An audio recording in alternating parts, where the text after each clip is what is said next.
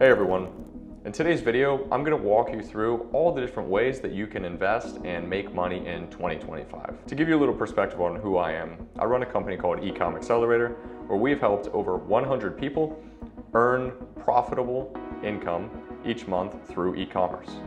We sell on TikTok Shop and eBay, which is our primary platform.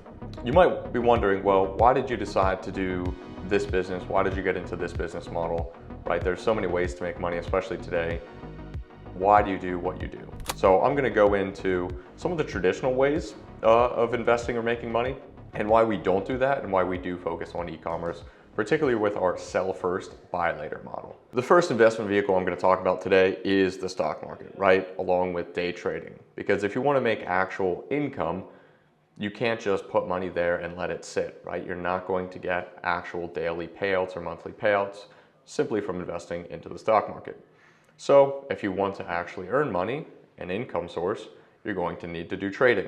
What is the reality of actually day trading stocks? Well, 90% of folks lose money and over 80% quit within 1 year of starting trading. Most people spend over 30 hours a week as well, not just trading, but also researching what is the next move I'm going to make. Plus, you're going to need a significant amount of capital to actually gain a noticeable amount of monthly income, especially if you're going to account for losses, which will occur. It is an extremely time-intensive and risky way to make another source of potential income. So if we just look at this, here is some stats on the success and failure rates of day traders. So only about 10% of day traders in a community are profitable, with the average annual profit around $80,000, which is great. But if 90% of folks lose, that's not so attractive, right? And if you want to go further into the data, so only 4% of people make an actual living from day trading, which is a very, very small percentage. All right, now let's move on to real estate, another very old, very established investment vehicle, also another potential source of cash flow. Why do we not recommend real estate as a primary source for a secondary income though? Well, number one, it requires a ton of capital for very little cash flow, especially now today with the rates the way they are. You know, it's not 2020 anymore with 2% interest rates, right? With 6, 7, 8% rates, it's very hard to actually profitably cash flow on a property. Plus, on any investment property, you're looking at 20% down.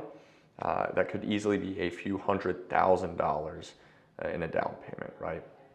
And then from there on out, you know, you're looking at an average of 5 to 7% ROI. You also have to consider a lot of potential expenses. You got to think of taxes, repairs, vacancies, which people love to forget about, as well as any property management fees or other associated services you're going to need to buy to actually manage that property for you. So 15% right, ROI on a real estate property in today's economy is pretty tough. So here, if we look at some data from April of 2025, you can see what is an actual ROI on a rental property. So if we look at this article on a real estate investing website, generally 5 to 10% ROI is considered solid, right? So that's about in line with the stock market too. If we go back to comparing it to that, real estate does have some other benefits, right? Houses can appreciate, but it's not guaranteed. There's some solid tax advantages. But again, you're looking at putting a lot of potential cash down for very little potential cash flow, typically with real estate.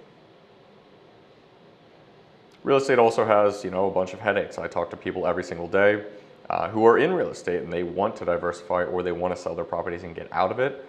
I actually just onboarded a client who was sick and tired of dealing with tenants, repairs, maintenance, the property management team. It is a lot of work. So with us, our opportunity is a lot less labor involved than typical real estate investment. All right, now let's move to crypto, another very exciting, newer way to make money, but it is extremely volatile, extremely risky, right? Coins can drop 30% overnight, and then all those gains that you thought you made have disappeared, right? And the worst thing is you can't really control any of this stuff. You know, if news happens, if a tweet happens, if something leaks, that can erase all of your momentum and all of your gains. And the crazy part is even billions of dollars have been wiped out overnight, and folks have lost hundreds of thousands, millions of dollars from something like Terra or Luna, right? Gemini also failed. There's a lot of potential risk there. So crypto, pretty exciting, pretty fun, but also extremely volatile, extremely risky. And again, you're not typically going to see cash flow from a crypto investment. If we look at another risk, right? 83% of crypto investors have been scammed or hacked, meaning you could lose all your money due to something, again, outside of your control. So that's pretty sad, right? That it is a new industry and people are taking advantage of others. But yeah, $27 billion lost due to hacks just from crypto exchanges alone. But yeah, you're looking at an average loss of $2,622 for everyone out there, which is pretty crazy numbers. So some quick stats here, but yeah, that is another big risk of the cryptocurrency market. Finally, let's move something pretty similar to what we do here. I've got a lot of experience with this method of trying to make money as well. Amazon FBA, right? Hey, let's pick a product, ship it to Amazon, they'll sell it, they'll take care of all the handling, fulfillment. It sounds lovely, right? You know, you don't have to spend too much time allegedly. But from my own experience, I can tell you, number one, Amazon has razor thin margins. You're going to be competing with your own supplier often for products, and it's pretty hard to compete with the direct source. Number two, Amazon has 24 different fees they can charge you, not even including advertising costs, which obviously Amazon's a huge platform. You know, that can get expensive very, very quickly. And then, right, well, what if your product does so well and you start making money? Amazon might just start selling it themselves. You know, they can source something much more effectively than the average small business owner. The other risk of Amazon is they are very strict with rules, regulations, how they operate, and a lot of the times, you know, you can lose access to your account permanently, even if you did nothing wrong, but if someone claims you did do something wrong. I've seen it happen too many times to recommend anyone sell on Amazon in 2025. Yes, it is possible to make money, but very difficult for the reasons mentioned above.